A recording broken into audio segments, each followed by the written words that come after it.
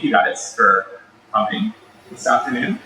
I'm Peter, and this is a really special event for me, special day for me, because as I mentioned to you, just to share a little backstory, I'm from New York City. I came to Bali a couple of years ago for the first time. I was having kind of my eat, pray, love moment, and I went to 5 Elements, which some of you may be familiar with, beautiful kind of eco resort in Ubud. And I asked for a meditation instructor for the afternoon. And I was thinking, they were going to give me some Western, Aussie, Australian, girl, or some kind of American girl who's living her, meditative life in Bali. But they sent me a real monk, which I was not expecting, but pleasantly surprised with, named Dada. And ever since then, we have stayed in touch. He's really become kind of a spiritual mentor to me. He does have WhatsApp, so any kind of monk jokes about technology. He does have WhatsApp, and we've been communicating, and I've been to Bali now twice since, and he has, every time we've done private sessions together, and he's really taught me a lot about kind of the Buddhist mentality, and certainly how to apply those techniques in my daily life. So, without further ado, I want to introduce Dada, and as I said, he's gonna kind of do some instruction, about 45 minutes of instruction on Buddhist teaching. I'm going to ask him, I know that he's a monk, so in true monk fashion, he has a very soft-spoken voice, but I'm going to politely ask Dada to speak up a little bit. And then we will do some Q&A at the end. So if you have any questions, just feel free to make a mental note, and we'll do a little Q&A at the end. And then we'll follow by a beautiful mantra song and a short guided meditation. And then we will, and then we'll close out the afternoon.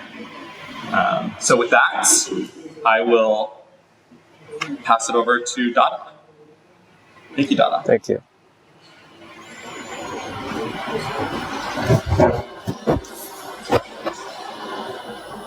Yeah, that's better. Hi, everybody. How are you? So, as he introduced, I'm Dada. You can call me Dada. Actually, my name is not Dada. It's just a calling. It means like brother in Sanskrit. If you go to India, many people will call, hey Dada, hey Didi. Dada means brother, like that. Brother. Like every brother we can call Dada. And every woman in India, they call Didi. So I'm not an Indian, but we use this because I follow this practice, the yogic practice, which come from India. My guru is in India, from India. So we follow this lineage and also the tradition. So we call a monk as Dada. Yeah, and Anand as Didi. So complete explanation about Dada. Sorry, just a little introduction. So my name actually Acharya Vibhakarananda Avaduta. Well, very long. You can ask me later. Otherwise, I can spend a lot of time to explain that. So I am a yogic monk or a tantric. Have you heard about Tantra? Yes, maybe you read or maybe you watch in YouTube. But there are many kind interpretation of Tantra. Maybe which is not the same as, I come from the tantric lineage or yoga lineage. So I have been meditating since very young, when I was teenagers in Bali, because I am a Balinese. And I was longing for more and more deeper meditation and teaching. And I tried to learn many practices, many meditative practices from some gurus and reading. But when I was in college, I really deeply learning this type of meditation, which is now I'm doing. So it has been about 28 years. And then I became a monk about 21 years ago, or maybe 22 now. I've been sharing about meditation to people because this is what I love to do in my life. Before I used to have job, corporate job, but I did not really satisfy. I want happiness, the true happiness in life. So what is the true happiness? And digging and deeper knowledge, and I tried meditation and it gave me happiness. Maybe not the end of the journey, but it gave me a lot of inspiration. And finally I was in Jakarta, in a big city, I think Jakarta, a lot of traffic and big buildings. So I did not satisfy, and then I decided I want to become a monk. And I left everything. And then I got training. So I become a monk. And I love to share meditation with everybody. This is what I like to do. I think this is the role of me in this, to play in this big cosmic game. Okay. It's a bit long introduction, isn't it? So do you have anything you want to know about the meditation, or I just can start with my own way? Yeah, I think Okay. start with the layers of consciousness and, Okay, yeah. 45 minutes. Okay, just in very short way first. So I start with question because you don't ask, so I want to ask questions. First, what am I? Okay, so I like from philosophical point of view in the beginning, the bigger, picture, and then going deeper into more ourselves. Second, what is my purpose? What is my purpose? Do you have purpose? I'm sure you have purpose. Maybe you have many purposes also. You come here, you have purpose. But what is the bigger purpose of your existence? Why you are here? Not in Bali, but why you are here as a human being. Okay. And three, how? How to achieve that purpose?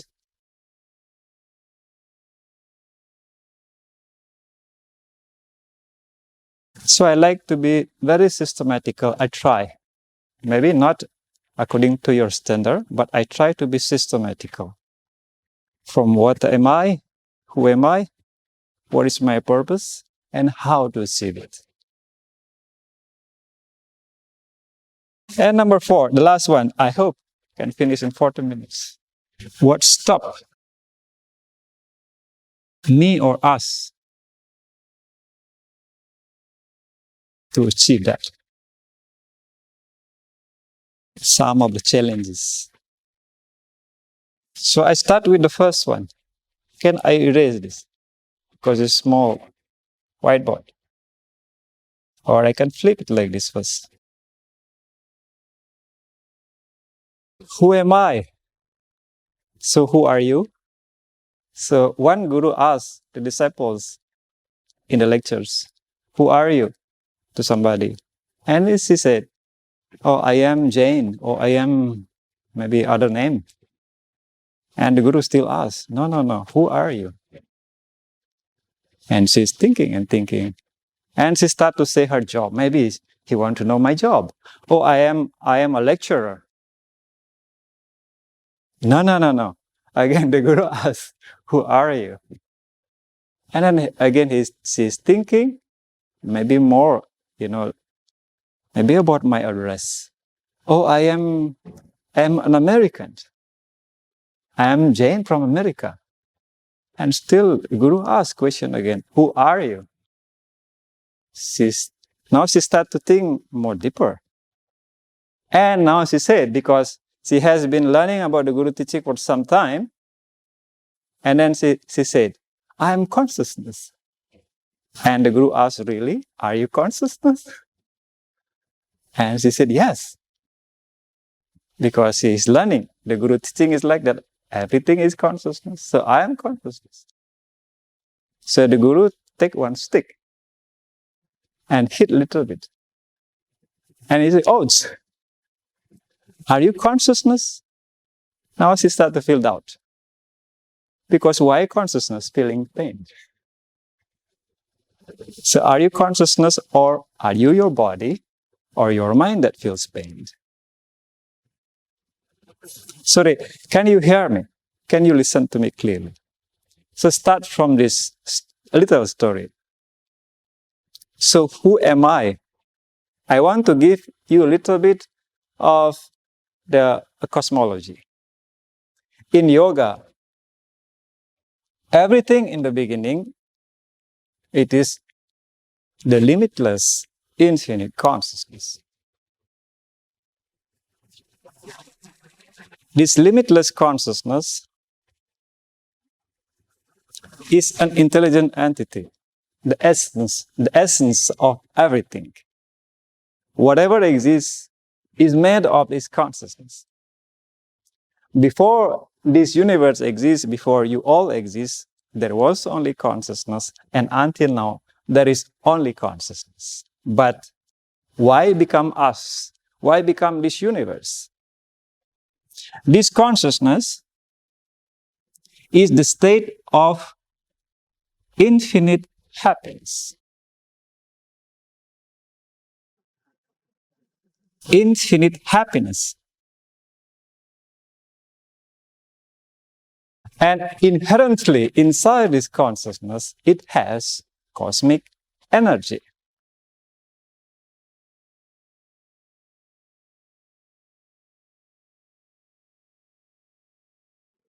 So now there are two things. One is consciousness, and the second is energy. But they are not separated. They are the same thing in one entity. Like inside you. You have your mind inside you. Yes, and you have also the energy inside you. They are not separated. They are two things inherently in one entity. So consciousness has energy in it. In the beginning, in the first phase, consciousness was not active. In yoga, it is called nirguna. There is no activity in consciousness. And in the second phase, the energy in consciousness starts to wake up, start to be activated. So this energy, in the beginning, consciousness is deep, absolute calmness. Like the water, when there is nothing, no energy, water becomes very calm. No movement. And when the energy works, there is activity in consciousness. There is a wave created. There is movement. Like in your mind. When you sleep, similar, there is no activity. We can say similar. There is actually, but we can say similar. There is no activity in the mind. You cannot feel. But when you wake up, your mind starts to feel. Your mind starts to think. Your mind starts to vibrate. And when the cosmic energy becoming more and more active, what happened? I try to be very short. This is actually can be a very long course. This consciousness start to deviate from its absolute calmness, absolute happiness. It becomes something else. Metamorphose becomes something else. It is called mind. Mind, the cosmic mind, not yet your mind. In later process, this cosmic mind divided become innumerable minds of many, many beings.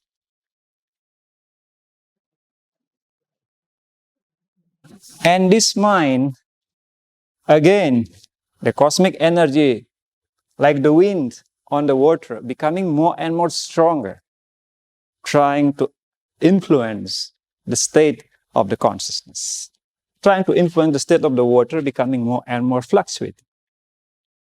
The mind become more fluctuated and more crude. You know, crude, right? You know, cruder. Become more cruder. The interatomic space becoming more dense. So what happened? The mind become 5 elements.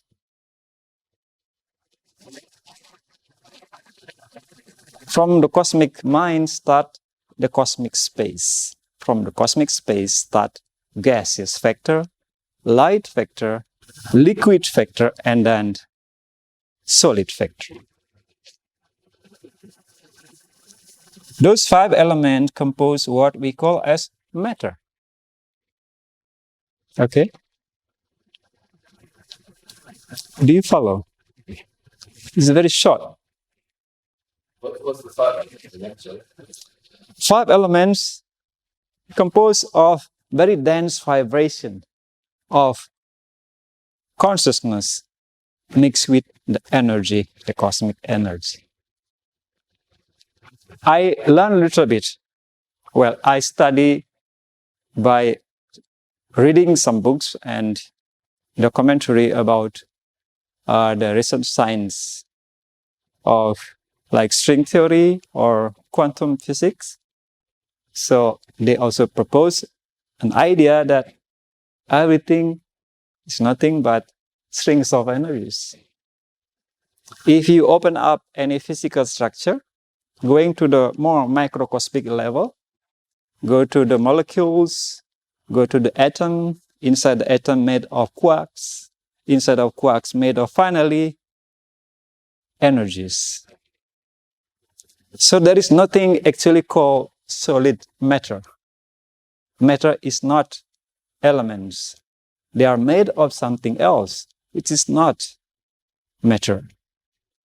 So in yoga philosophy, it is called 5 elements. And these 5 elements is nothing but interaction between energy and consciousness. So when the energy is more cruder, consciousness become also more cruder. And it becoming more and more solid. So the universe expressed when the 5 elements there.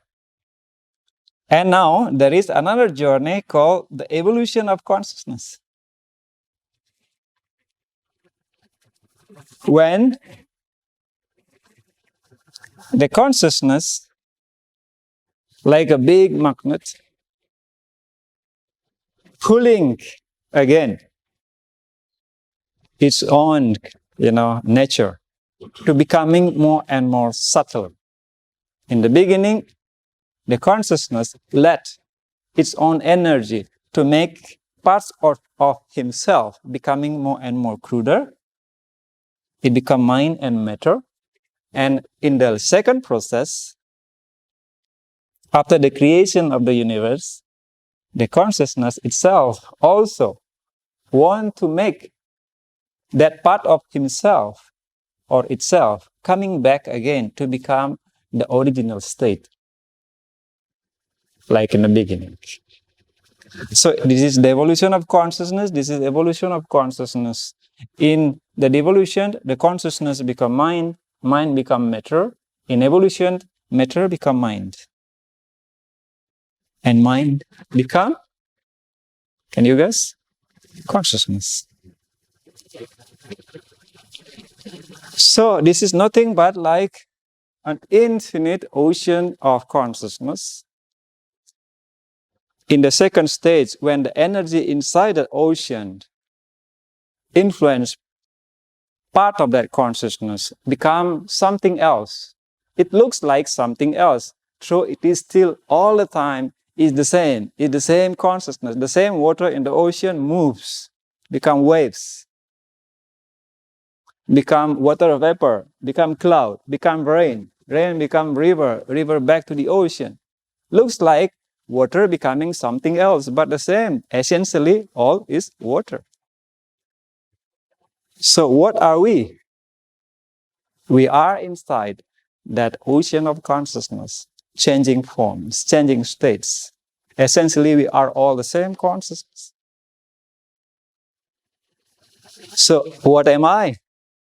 I am one drop of consciousness inside the infinite consciousness. That is I. That is you are also. Everybody, everything. So that's why if you learn yoga philosophy or Buddhist philosophy or Tantra philosophy, everything is just the same entity. All is consciousness. When I ask this question, do you think this pen has consciousness? Do you think? What is the answer? Does this pen that have consciousness? Maybe, yeah. So in this philosophy, not only this pen has consciousness, it is consciousness in the form of pen.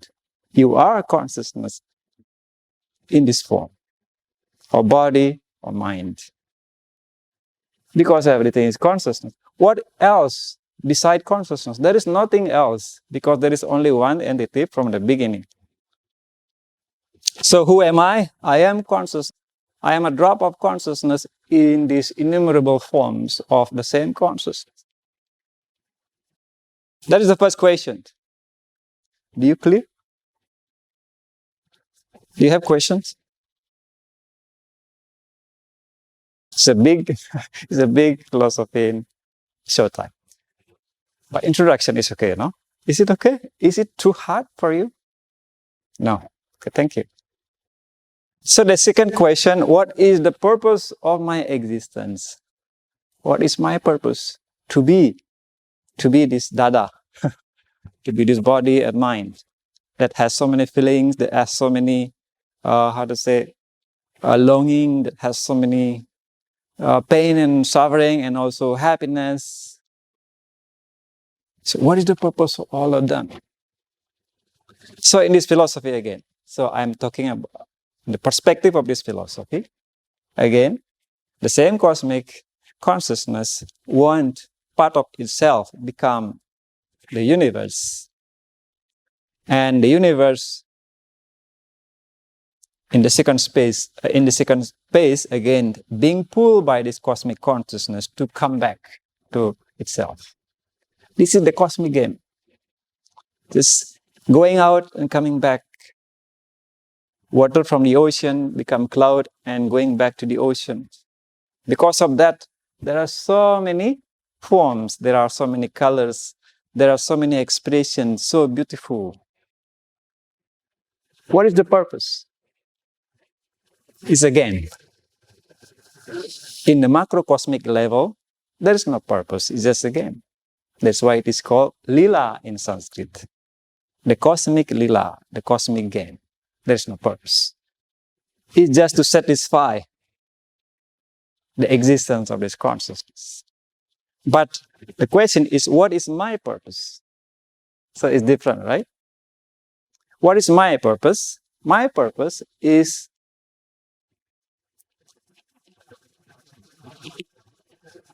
okay.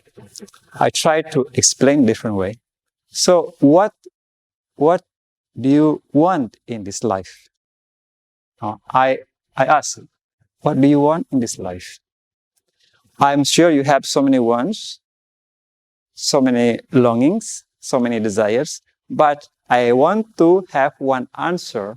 Everybody comment, answer, not only in this room, but everybody, all people answer in this world will be the same about what do you want in this life?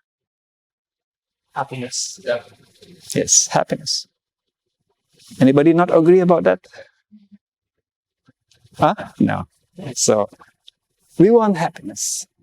But now the big question is after that is, what is happiness? What is happiness? Did you ever ask about that? Or we just assume, oh, this is happiness when I have a lot of money, I will be happy.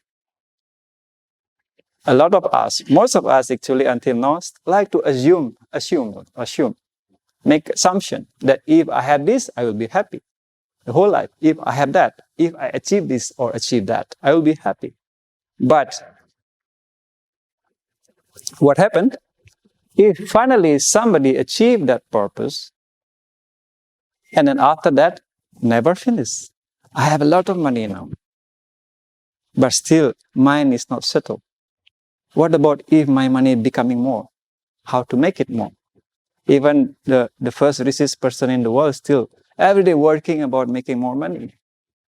Or maybe worry about losing the stock price or something like that. Yes? Yes or no? So whatever we want, try to ask one more time. Will that make me happy forever? Is there anything that can make me happy when I achieve that happiness and I can hold it forever? Is there anything?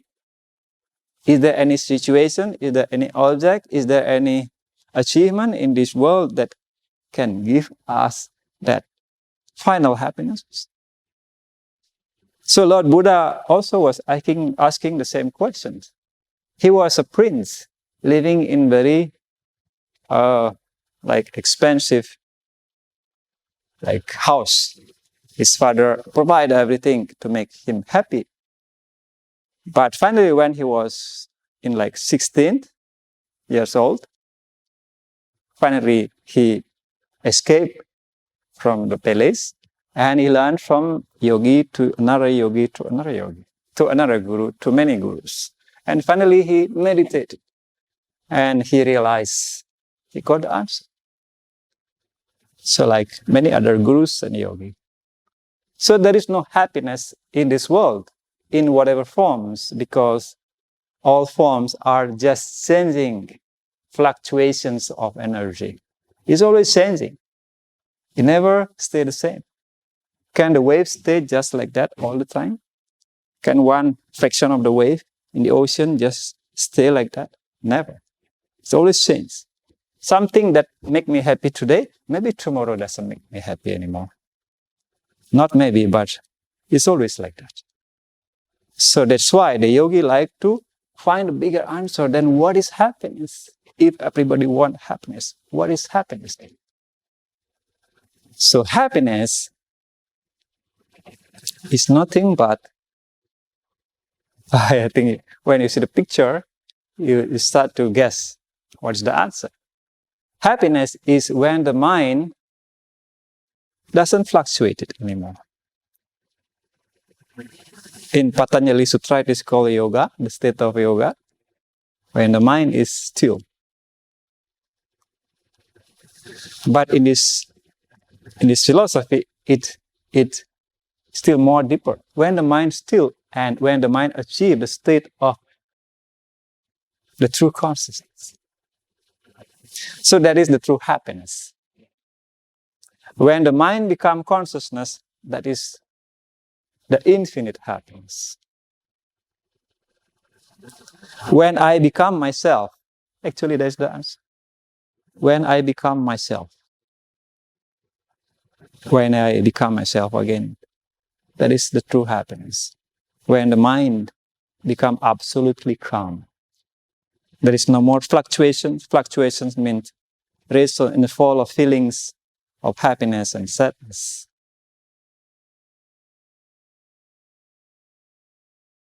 So that is the purpose.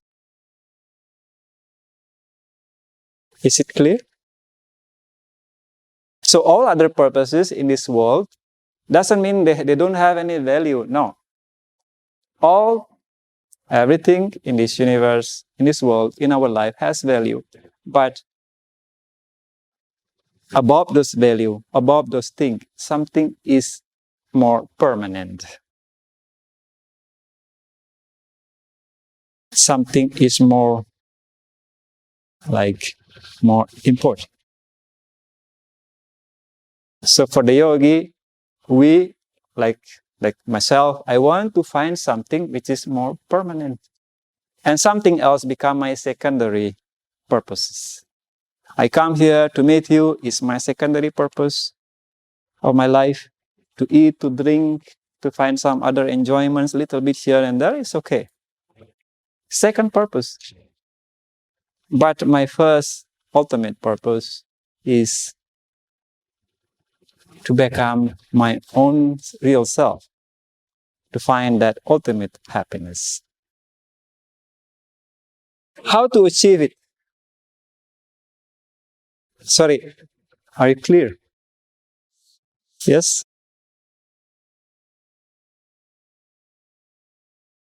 So how to achieve that? How to end this game of life? So the guru, describe the situation like this. In very simple way, like telling the kid actually, but it has a deep meaning. So there is one mother in the house. Mother is cooking in the kitchen. Like in the kitchen is cooking, cutting, busy cooking. And there are many children around her. And she tells all the children, go out, please play outside. Don't disturb me, I'm busy. So they start to play outside. But one of the child start to feel boring outside. I want to find a mother. I'm boring here playing. And she go inside and again disturb the mother inside the kitchen. Mother, please play with me. Please be with me. And mother still, okay, I give you one doll, You can play outside with this doll. It's a beautiful doll. You see how beautiful it is. Go outside and play with your friends. And again the child, oh, really beautiful. And she played. She go out again. Forget about her mother. And she play with the doll. And after sometimes, again she feel, well, this is not enough. This doll just me a little satisfaction. I want my mother. I want to go inside to be with my mother. And she go inside. And the mother said, you go outside, bring some food. You go outside, bring this or that. Enjoy with your friend and play outside. And now the child say, no. I don't want anything else. I don't want anything else. I just want to be with you. So this is the game. This is the game of life. The consciousness. In this game, in this cosmic game, put us here, like the children. And give us so many forms of satisfactions, so many forms of something that we can achieve, until finally one or two of the children start to feel it's not enough. It's not enough. I want something which is very deep, very real. And leave everything. Like Buddha. He leave everything. I try to be like that, still learning. Leave all my past. And try, to live as the fraction of the consciousness that share how to find happiness. That share the teaching of the consciousness. How to achieve it? All the spiritual practices actually want to achieve that. And the core practice of this spiritual practice is meditation. Okay, meditation. As you think, so you become. That is the basic idea. You are made of waves, your body made of waves, more cruder waves, your mind made of waves. Everything else made of waves, just in different wavelengths, in different frequencies, in different energies. So when one wave connect with another wave, what will happen? There will be adjustment. One wave, smaller one, trying to copy, trying to slowly becoming, adopt the characteristic of the bigger wave when it connect. Our mind functions like that. As you think, so you become. Buddha said, you are what you think. So your mind creates feeling, thinking, and you focus on something, some idea. So the mind trying to copy the energy of that idea, slowly the mind becoming that. Meditation means we want to focus on something what I want to be. Because what I think, so I become. Very simple. Yes? Very simple.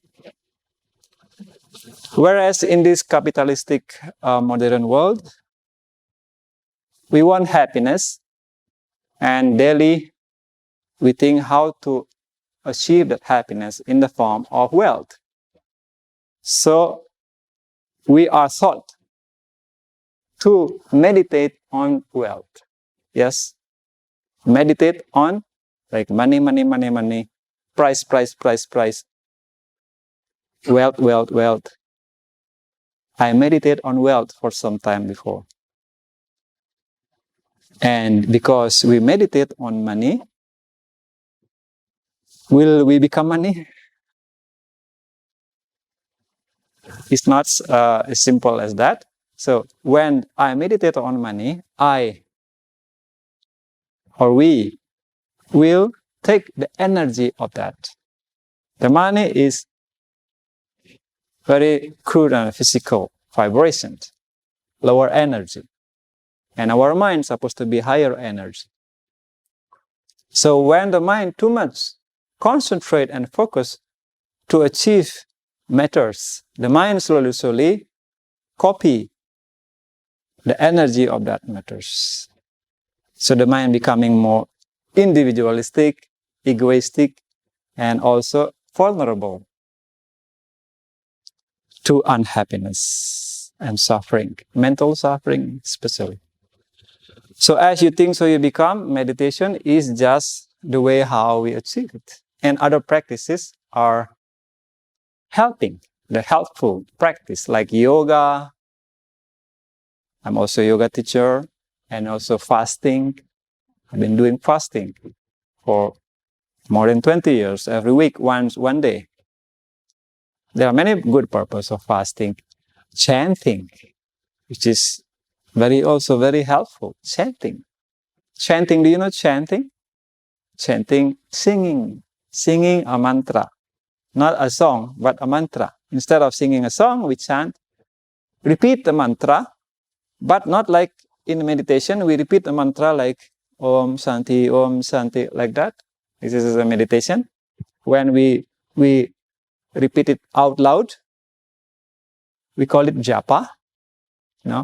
Om Shanti, and we count how many times, 100 times, 1,000 times, this is called japa. When we just repeat inside our mind, this is called meditation. So japa, breathing out externally, and then when inside, it is called meditation, and when we sing the mantra, it is called chanting. So there are many good purposes of chanting. It helps the mind become soft.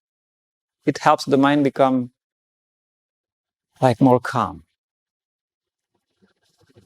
In chanting, not only we repeat the mantra, but we also using our feeling, our heart, When we chant a mantra, we are singing. Like singing, we speak about the mantra, and then we listen, and we enjoy it. So using our heart, it is more stronger. So that's why many people, many yogis, they do chanting. And chanting is more simpler than meditation, more easier than meditation, because we still can move, we still can sing out loud, we can still listen, we can still use our body. And different than in meditation, we just like this try to focus, and very difficult. Yes, sir. Very difficult meditation is actually the next stage. So before that, it is very good to do chanting. We are going into the practice very soon. The mantra. So the mind is energy. The mantra also energy, but it has very elevated vibrations and energy. Very calm, very calming effect. So when the mind try to connect with it by repeating and focusing, as you think, so you become, so the mind will also into the state of that mantra. And the next stage is more deeper. It is called samadhi. I think maybe other time. So when the mind repeat that mantra, so we're supposed to be becoming more and more feeling more deeper, more calm. Yes. So the mantra that we use today, which is I have been using for all these 30 years, every day.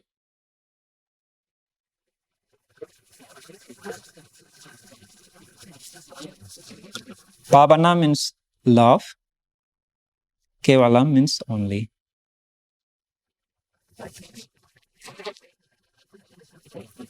Everything is consciousness, and that consciousness is also divine love, divine unity.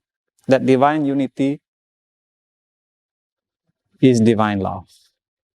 When we feel love, we feel unity, we feel connected. Yes. We feel that we are all one. That feeling of harmony, that we are all connected, that is the divine love. And when we have that feeling, the mind is not only limited here in this body, in these experiences, individual experiences, but the mind is expanding much more bigger as this universe and this cosmic. So, and when that happened, you feel you are not this body anymore. You are not this mind. You are something more and more bigger, something more and more stronger, and something more and more deeper. So usually that is the experience when we go deeper in the meditation. And also chanting helps us to approach that state of meditation. So after chanting, we do meditation. So chanting and second is meditation. So we'll do the practice. I will guide you in the meditation. It's very simple. Just repeating the mantra inside. Try to concentrate. It's difficult to concentrate and focus, but just repeat as much as possible. And surely, after some time of practices, you will get the feeling. So, did you address number 4, what stops me? Actually, I like to do this after meditation a little bit with question and answer. Okay, sure. Yeah. Sure. So why not? Why we don't achieve? Why very difficult to achieve it? What is the challenges? Yeah. So would you prefer to do the questions at the end? Yeah. Okay. Sure. So we can start the practice first. No problem. Do you feel hot here because of the sun? Maybe you can find more preferable space. It's okay? That's okay. maybe somebody thinking about why I bring guitar. So for the chanting, it is better when we listen music also. Like when we sing, there is music, so the mind becoming more, engaged in singing.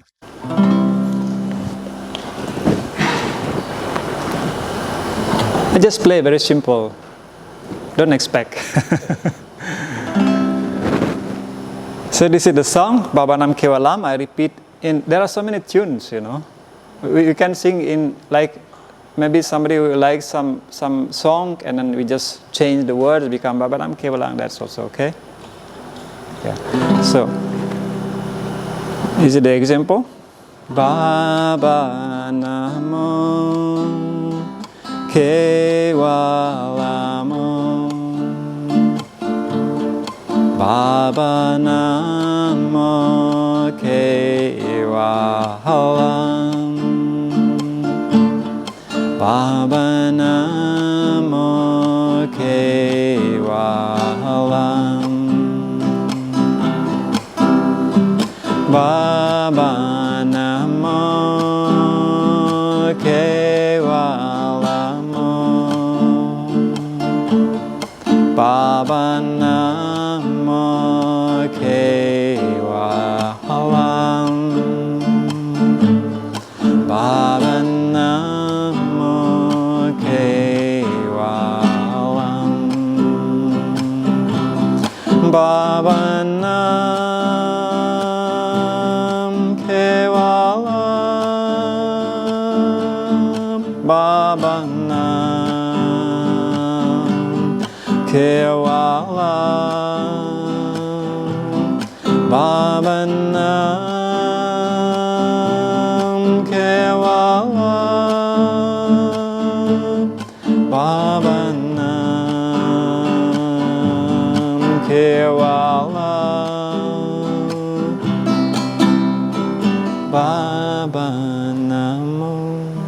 Repeat again and again like that. Usually when we sing, it is more enjoyable also when we stand. I don't know if you prefer sitting or stand. Yeah?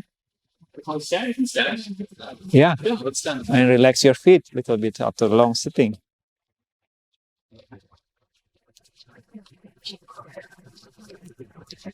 And while you stand, you can move a little bit. Baba Namo, according to the melody, like put your feet. Baba Namo. So there is rhythm. When there is rhythm in the movement, mind become calm. Okay? Try. Just try. Should we do it with our eyes open or eyes closed? Eyes closed. And it is also good if you can raise your hands like this. It is the posture of surrender. I want to surrender my little I feeling, my little self, to become you, the big one. I want to be lost inside you, become the big consciousness. I forget about all my little difficulties, all my problems, because now I am big ocean of happiness. I surrender everything. So this is the posture. The posture also make the mind to feel that. So if you feel tired sometimes, just put down. Like try to be rhythm. Ba ba nam. Yeah. Is it okay? Yeah, a little bit moving and try to enjoy it. So that is the essence of chanting. We need to enjoy with our heart. It's not thinking like the class anymore, like meditation. It's not boring. It's not dry. There is sweetness in the feeling. I hope you enjoyed. Okay, let's get ready. Baba Nam Kewalam, Baba Nam Kewalam, Baba Nam Kewalam, Baba Namo Kewalam,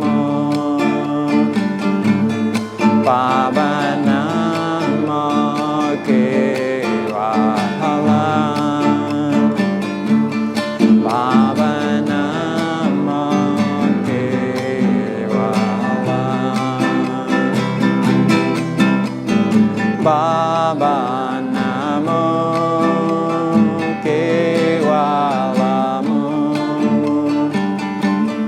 Baba Namo Kewalamu Baba Namo Kewalamu Baba Nam Kewalam Baba Nam Kewalam Baba Nam Kewalam Baba Nam Kewalam Baba Namo Kewalamo Baba Namo Kewalam Baba Namo Kewalam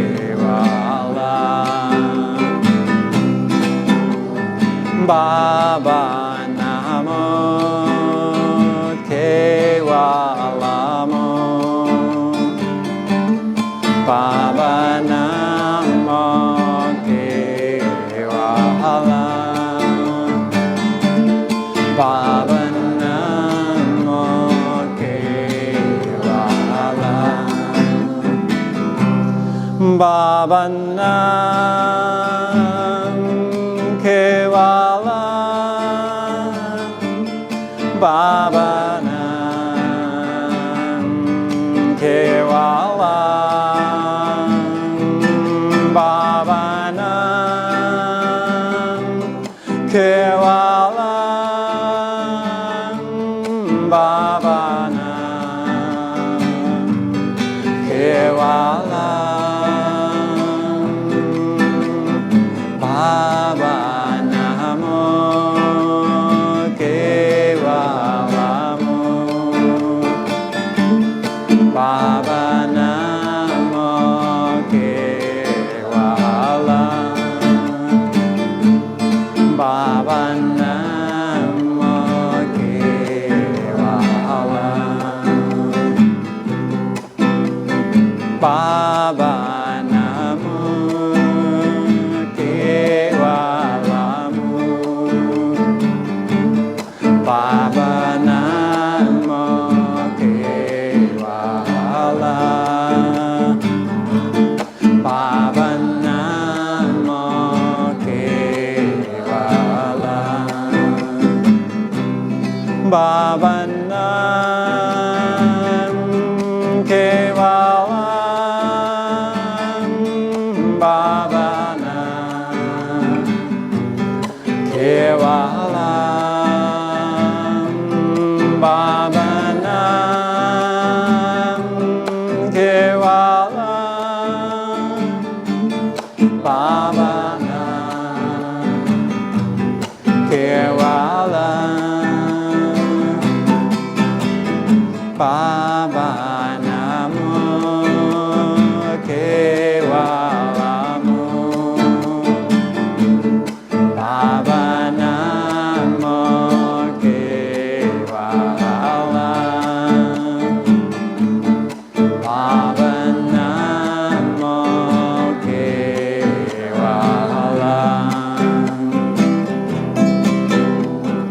Baba Namo Kewalamu Baba Namo Kewalam Baba Namo Kewalam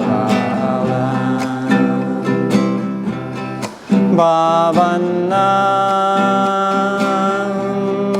Kewalam Baba Nam Kewalam Baba Nam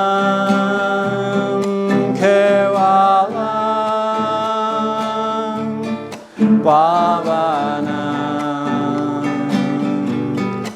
Kevala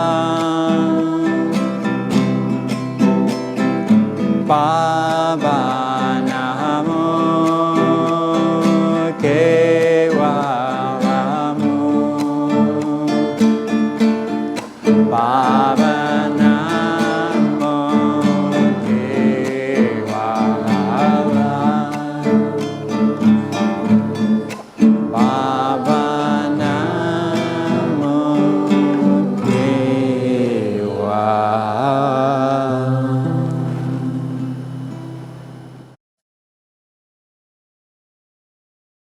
Please find your comfortable position and your back should be straight but relaxed at the same time.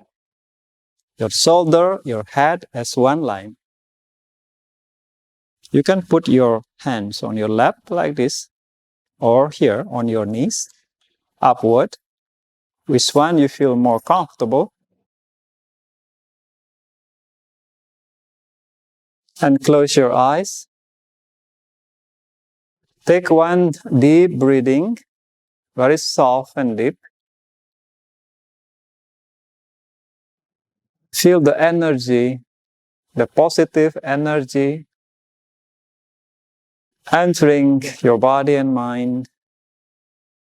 Let you feel more calm, more relaxed.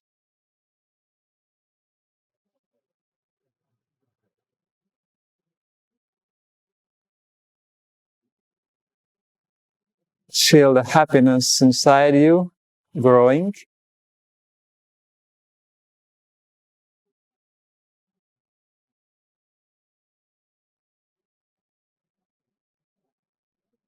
Be aware of your breath. Be aware of the energy that flows into your body.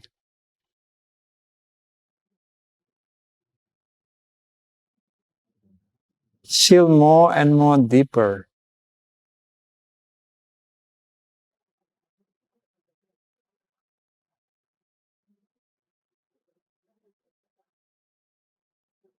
Try to forget that you are here.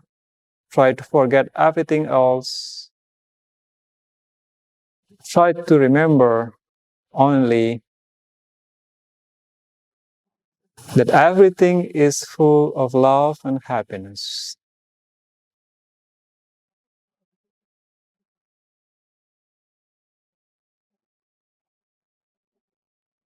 Whatever forms, whatever sounds is nothing but the divine happiness in the infinite ocean of happiness.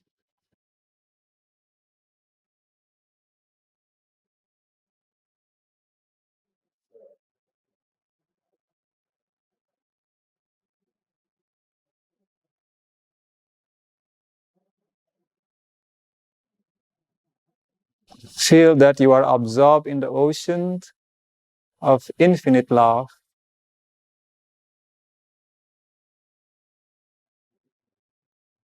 Expanding beyond your body, expanding beyond this room, beyond this planet. You become part of that infinite ocean of love.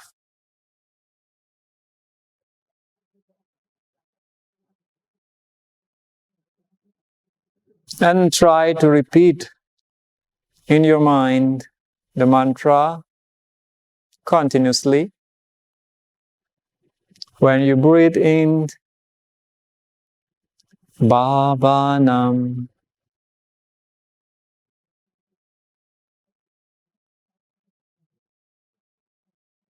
When you breathe out, Kevalam.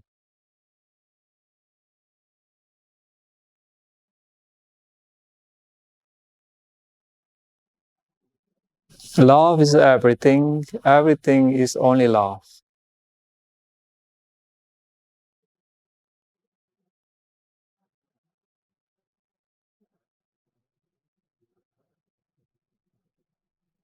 Bhavanam.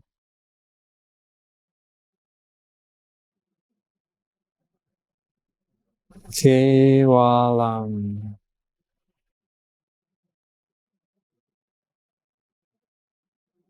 I am only love in the ocean of infinite love.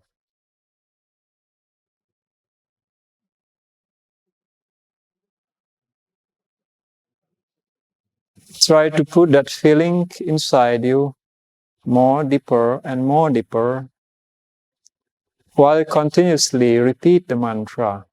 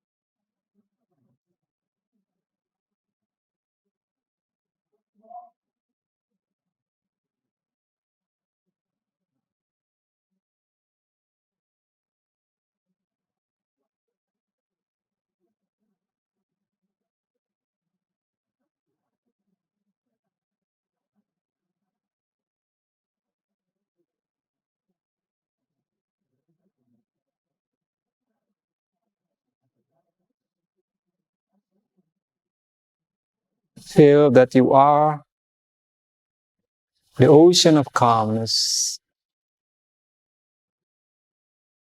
the ocean of bliss.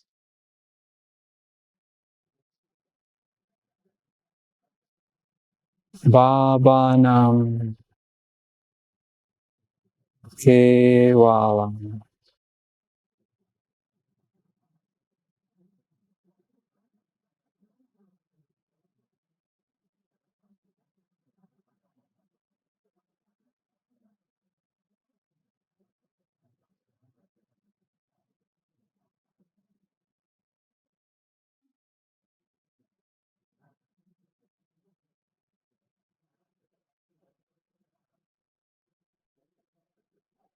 Please slowly take one deep breathing.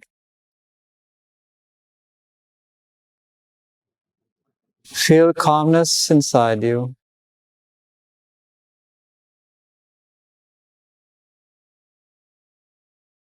And slowly open your eyes.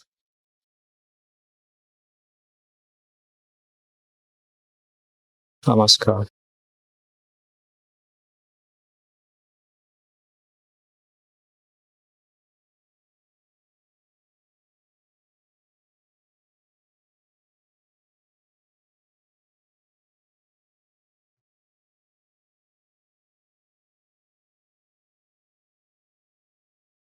So how long did we do?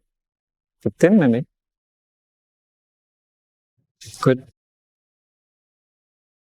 So that's all. The introduction of the practice.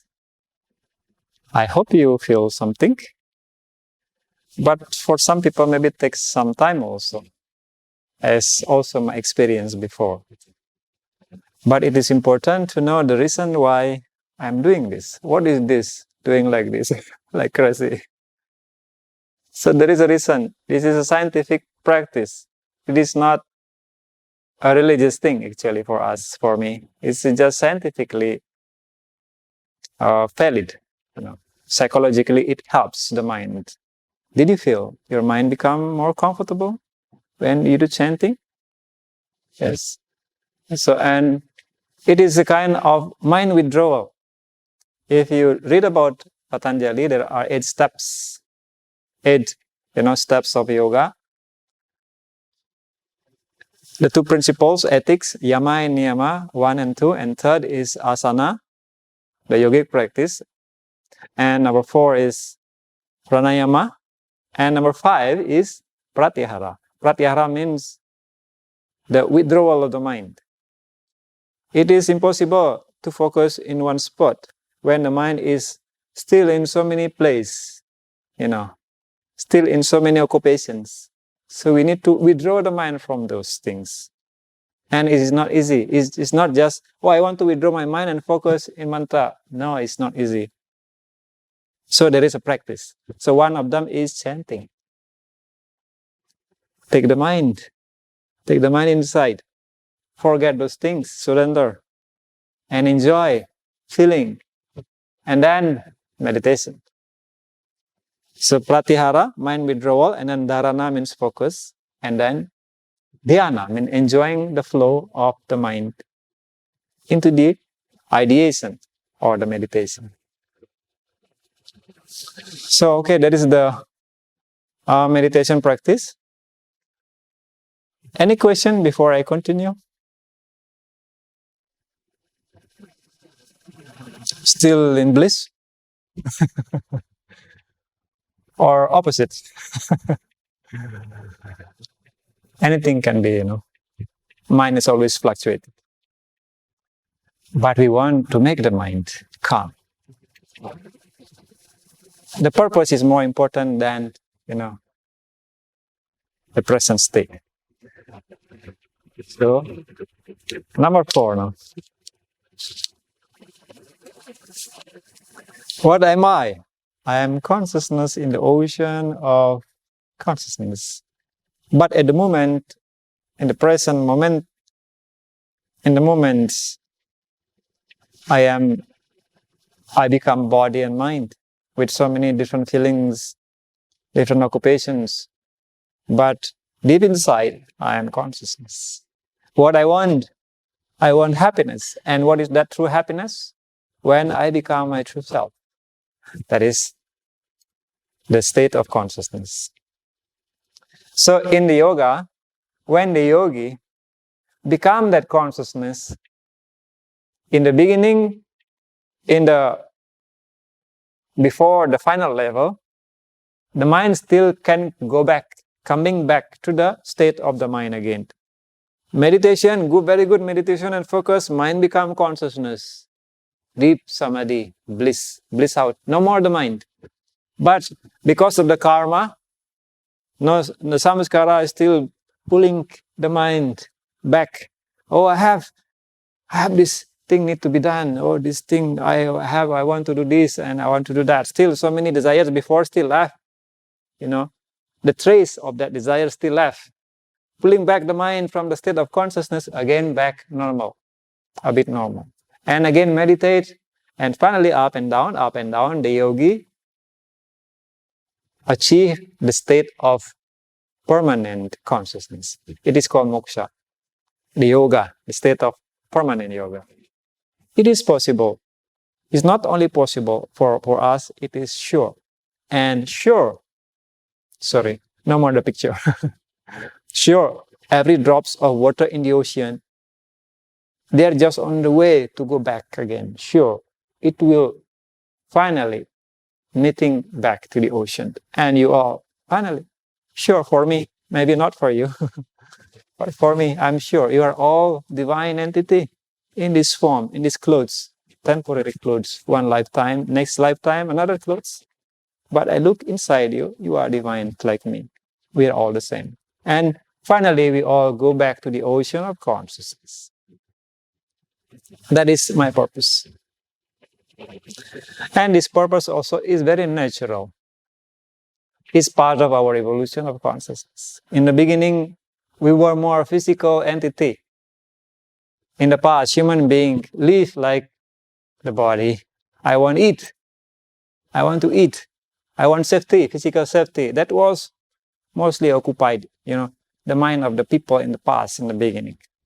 Next stage, technology creates so many favor into human enjoyment, physical happiness, and mental happiness.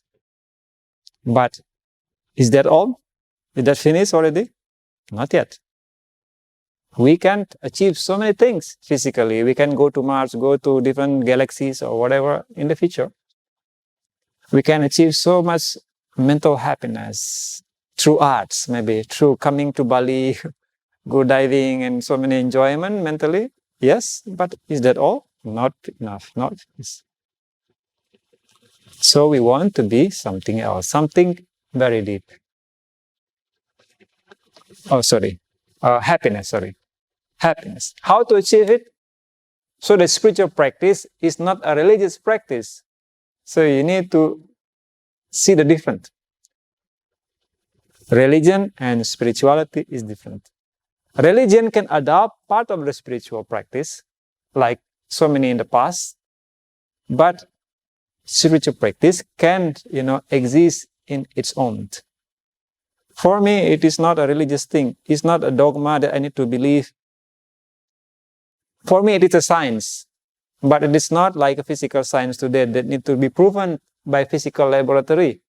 It is science of mind, science of spirit. I can try to prove by my practice. And I feel that proof inside me happening more and more deeper. It is proven for me a little bit more and more every day.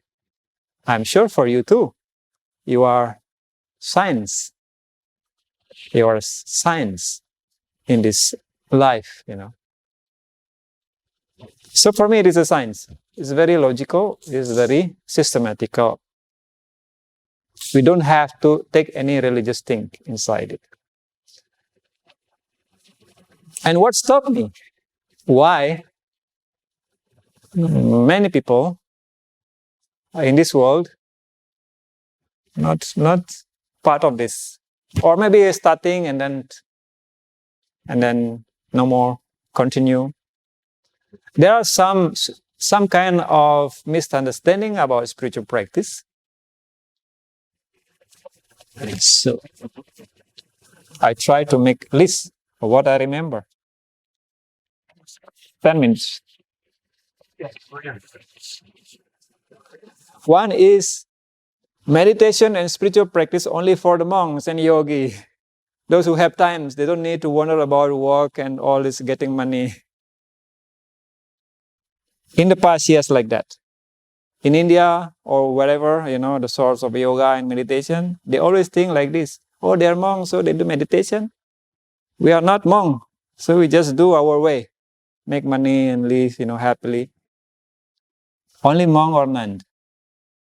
But is it true? This is misconception, or we call it superstition.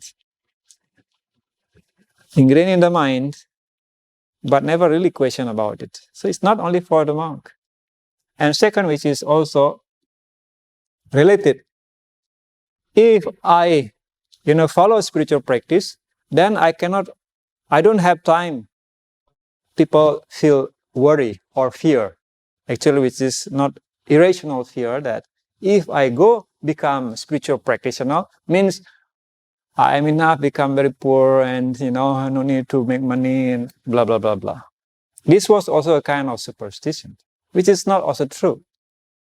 We can live a balanced life. Life for the body, life for the mind, and for the spirit.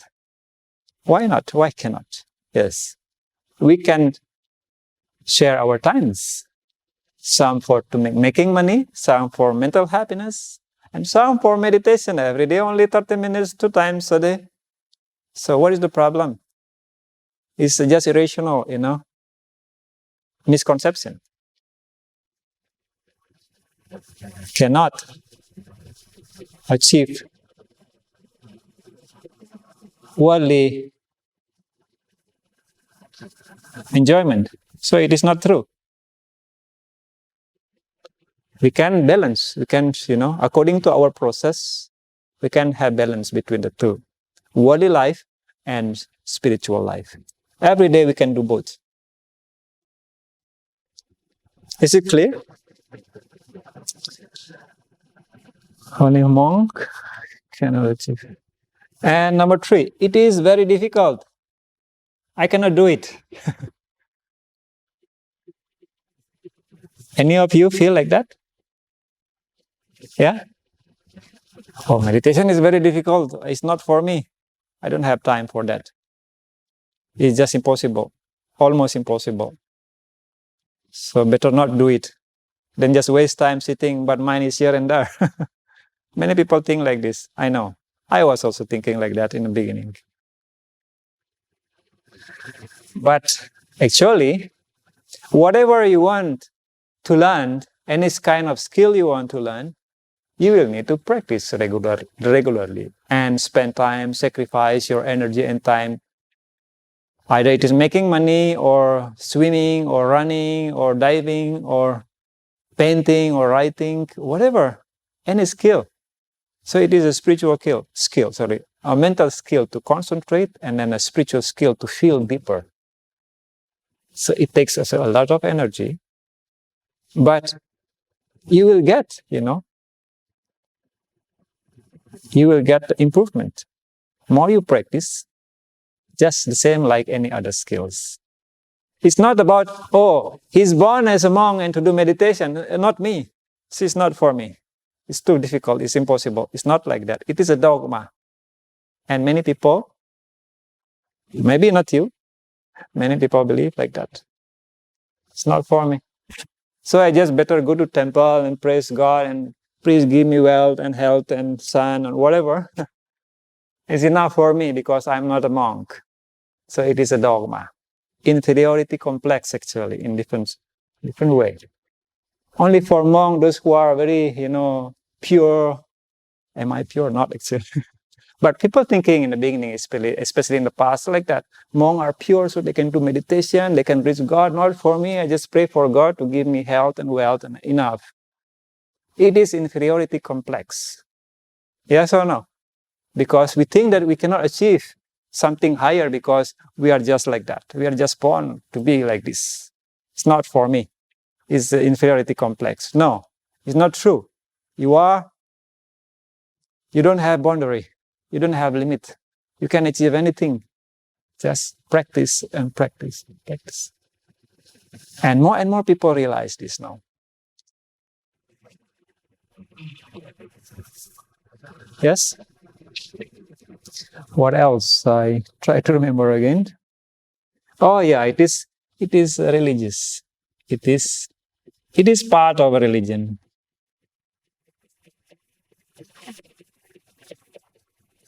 Because yes, some people ask me, is it scientific, the philosophy or the meditation?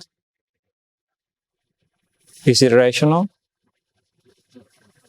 So it depends. What is your definition of science? Yeah, again, today science too much limited into like physical science, but like the quantum physics, string theory, is now approaching, the boundary, going beyond the physical explanation, using more our intuitions. Philosophy, the purpose of philosophy is the effort to explain everything, starting from cosmology, from what are we, what are this universe, where the universe comes from, and to the microcosmic level, to myself, smaller entity. What is my purpose of life? What is happiness? That is philosophy. And we try to be rational. So for us, it is very scientific. It is not a religion. It is a dogma also. Many people think it is a religion. That's why, no, I don't want religion anymore. Or I have my own religion already. I don't want another religion. Something like that, maybe. Yeah. But I think more and more people now realize this. Yeah. So any religion, any follower of any religion can do meditation. And even those who don't believe God, they can also do meditation and get a lot of benefit. While at the same time, in the process, trying to prove is God exists or not. So do meditation. What is God? Prove it by our own. Because there is no other explanation that can explain the whole existence. We need to explain, we need to try to explain it. So that is the purpose of philosophy. So I am giving you one of the possibility. Everything is just cosmic game. There's no purpose of this, but you have purpose, I have purpose. It happens.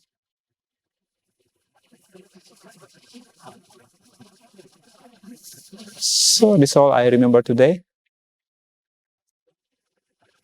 Maybe you have also some challenge while you do meditation. We can put here after. So because time is limited.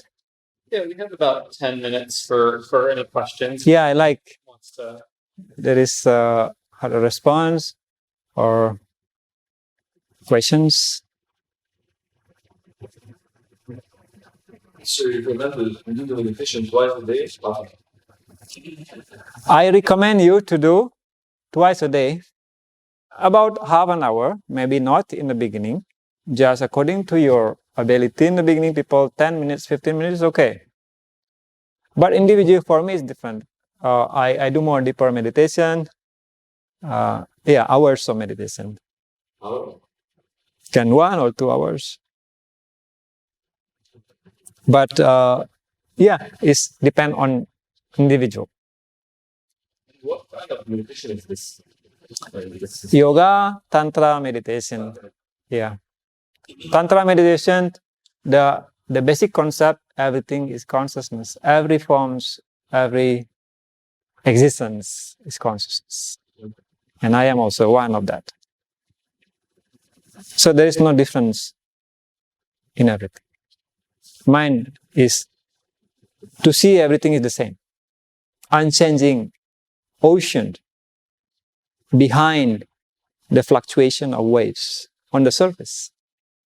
So we try to realize that very deeply, more and more deeply. That is Tantra.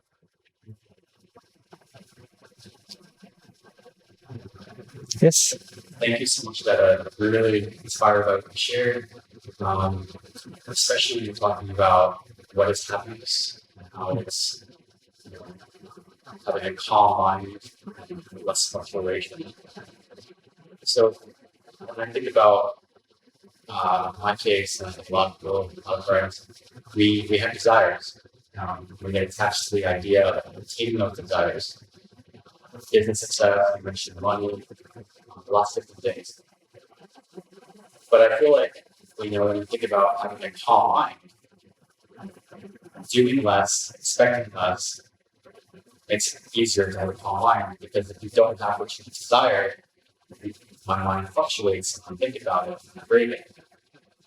Yeah. I was just curious about how you have thoughts in terms of living in both worlds, where it's living in an engaged world where it's stressful, things come your way, lots of waves like in the water, but then at the same time, seeking that calm mind. Yeah, for me, it is a kind of struggle or effort, we can say, to maintain the balance between the two. That in smaller scale, I am in this body and mind having so many roles in this world and challenge what I want to achieve, work, with the small scale perspective. But beyond that, behind it, I am something bigger than that, with bigger perspective. This is the game of life. When we play football, we also have that two perspectives. One is we are the player. We always want to how to make the goal. But at the same time, well, this is a play. Whoever wins finally is just a play. So try to maintain, memorize or remember those two perspectives in the whole, time. I'm a player here, but I enjoy my playing, like playing football or something else. But at the same time, well, I also can like be, how do we call it? Detached. Whether I will put more goal or my enemy is okay, but I play. I like to play even more like more spirit, more maximum. It is a play, but it is a play. Finally, it is a play. Yeah. Do you understand? Sorry. I try to answer in that. So try to maintain the balance between the two. That's why we need a bigger perspective about the whole bigger thing, a bigger scale. So, and try to put in our daily life. Remember that the same time we play football or the same time we play the roles of life, many roles in life. Can I take this question further? Like when we integrate this kind of calming down our mind, would you say what's the better integration when I play soccer or when I'm business? Should I switch modes, like go into playing mode or business mode and make money? Or do you think it's a little bit better, I don't know, better is to integrate it and think, okay, how can I get also my mind during soccer match? Yeah. Or the business? Yeah. Different laws. What I think is when you're not monk and you integrate it, Yeah. is it better to switch modes or try to bring it in? Yeah, it's actually what you say is what I want to say also. So we don't need to switch, but sometimes, mind have ability only thinking one thing, intellectually.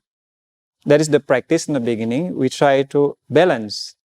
We remember to play, and we forget about the bigger perspective, but we switch a little bit by meditation, by practice, by memorizing the mantra, or at least the idea, time to time. So switching, but slowly, when we practice more and more, we will integrate this too. It becomes nature of our mind, the same time watching the bigger perspective, the same time playing in the small scale, in the small, level.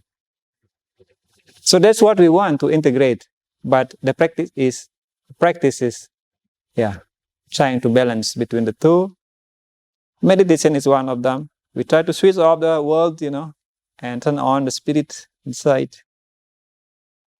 Something practical, yeah. But yeah, it's the same. It's the same.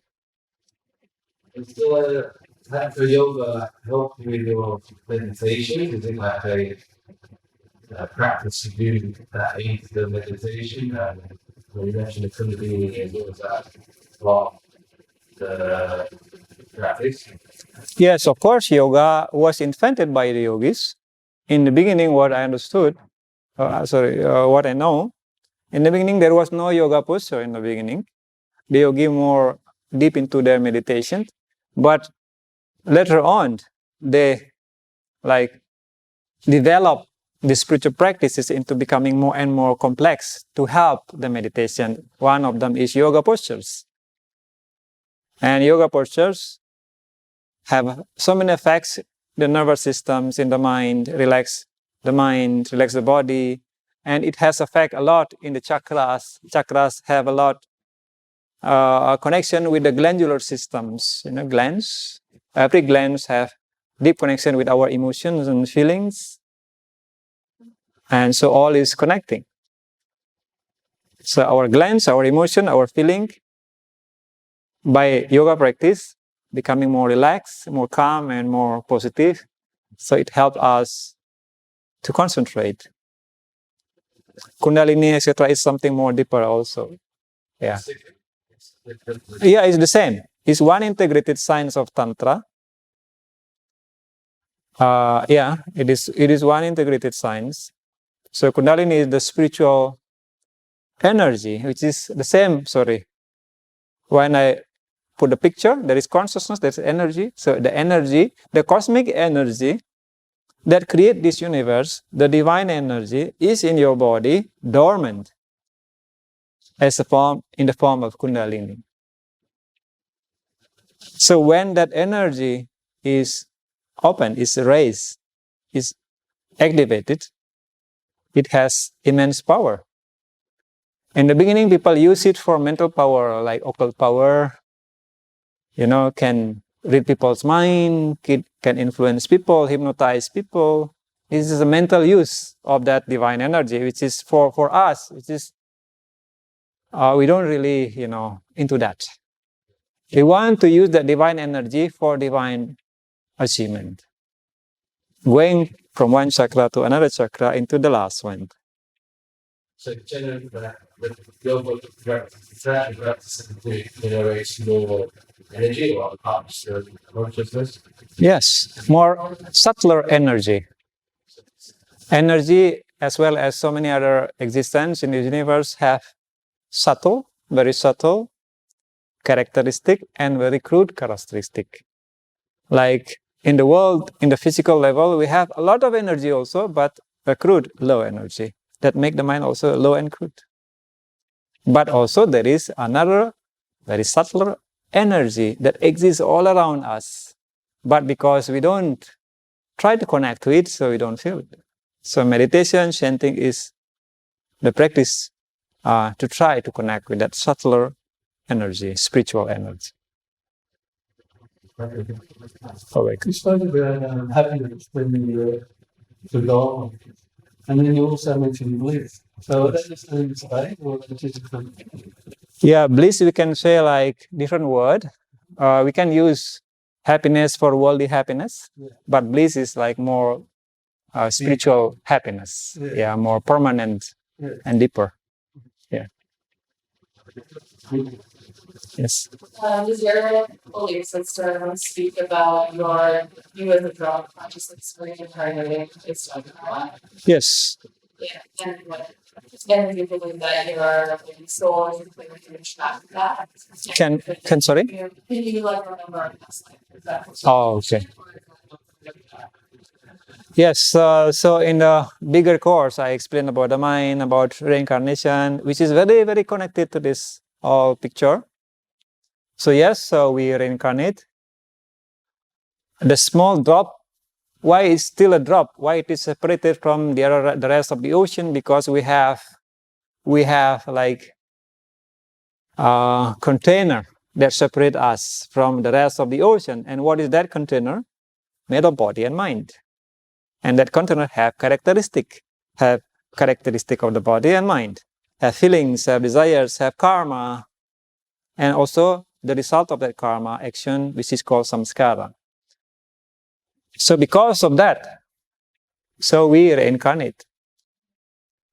You know, the same mind, because the body is rotten. Well, we don't say another way, like it's old already, you know, is broken, so the cloth is dirty, so we need another cloth. The same mind need another cloth, changing another cloth to the next life. But the consciousness is still the same. The mind is still the same. Just the body changes. Just when the baby becomes child, we don't say the baby died, become child. No, because still remember, that is a process that we can see. Actually, the same when somebody become old and die, become baby, is the same. Just there is a gap between it that we don't connect. But actually it connects. So the old man or woman become baby. Continue life. And what is another question? How can we remember the past life? Yes, can we remember past life? Actually, we can. We have that possibility to remember, but we need to control the mind, all levels of the mind strongly or perfectly. So we can go beyond the periphery of this present mind to go to the past, the state of the past mind, past life. But, you know, the nature have the purpose to make us forget about past life.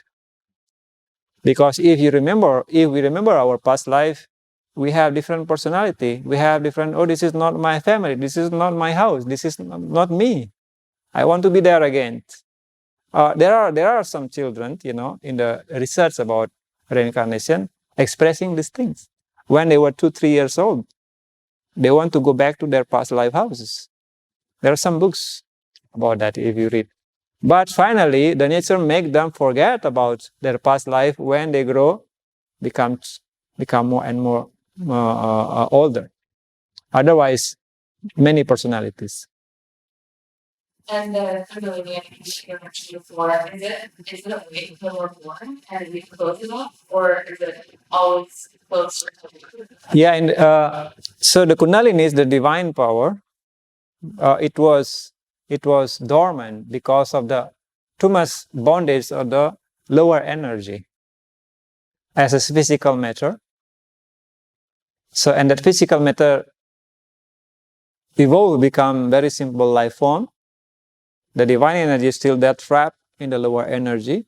And then when this very simple life from what we say unicellular organism become bacteria, virus, or something else, plants, and become us, human being, the energy of human beings start to become more and more subtler, and it releases a little bit more and more the kundalini from the trap. Yes, so that is the very natural process and evolution. We evolve all this time from dinosaurs, from just to, to go back again to the divine spirit. Maybe time for one more question if anyone has any burning last questions for Dada. Yes. Can you share like some of your mantras with us? Mantra. So, what mantra? Meditation mantra? Yeah. So I can share with you some other but a bit longer mantra for starting the meditation. Maybe personally because it takes time. Yeah. Starting the meditation or ending the meditation. But for meditative mantra, there are two kinds in our tradition. One is for read out, means to spell it out. We have only one, Pavanam Kevalam. And one is for just inside when we do meditation. It is called a personal mantra or Ista mantra, personal mantra. And for that, we learn from the monk or nun individually, usually. That is our tradition. But you can learn, of course. Whenever you have desire to learn, we provide that. So, but in Tantra, there is a kind of restrictions just to put mantra in the book and here and there. But maybe here and there a little bit already starting, some mantra you can find in the books, but because mantra is for us very sacred thing. So unless people are very serious to use that mantra, then we will give it. You see, just like that. Yeah. And more important, our role is how to make people want to do meditation. So if they want, we will give mantra. Is it okay? Yeah, thank you. Well, I made a commitment to try to end on time here, and I appreciate it. This is Dada's book, Beyond the Superconscious Mind. Yeah. It's a short read, but it's very powerful. We're talking a lot about desires versus aversions, right? And kind of we're constantly in this mode of either going toward desires versus removing away from or things that we don't like in life. But it's been really powerful, and I would highly recommend. I'll share this the link with you guys because it answers a lot of the questions and this is obviously just an intro, right? There's so much more, so much more depth to this theory, but this is a good kind of preview. And I will also share Dada's information with you. He's available for private instruction. He can come to you. He can also, you can go to where is your ashram? Is it near Denpasar? In North Denpasar. It is called Paguyangan. And I've been to his ashram. Yeah.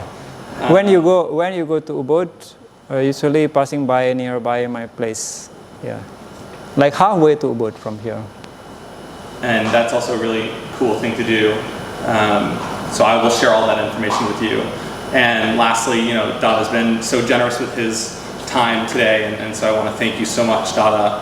I really appreciate it. So I'm gonna leave a little tray just kind of in the front before you walk out. If your generosity has no limits either. As I said, his ashram has also been affected by COVID, and so any donation that you're willing to provide to Dada for his ashram would be really greatly appreciated as well. So thank you so much for that. And I just want to again thank you all for coming today. And thank you, Dada. Thank you.